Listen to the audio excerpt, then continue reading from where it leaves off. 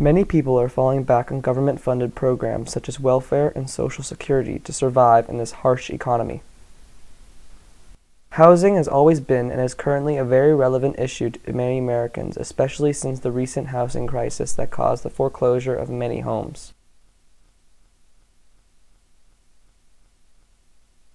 New York City contains 178,407 apartments that are under government supervision and have renters that are supported by government subsidies.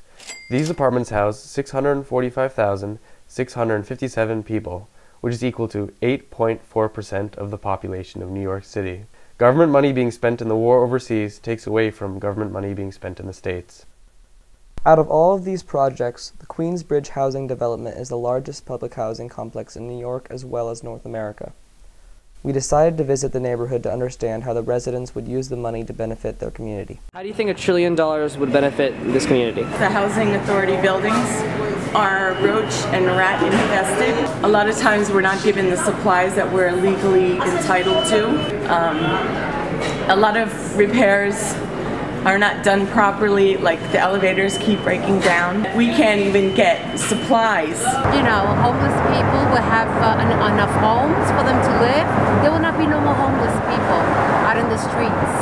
The government, which I understand, try to help out things that may be, but they don't come to places like this. I've been living here for 44 years. I've seen a whole lot of things. And through my eyes, I haven't seen nothing that come out here that is good. There's a lot of crime.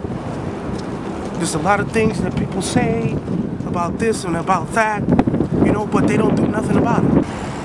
Give them a nice community. They could be doing way much more better than what it is. The welfare of many of our nation's citizens would improve greatly if money were implemented to solve the project housing issue in the United States. These housing complexes are underfunded and are in desperate need of maintenance. The crime rates in public housing areas are higher than the rates in privatized neighborhoods.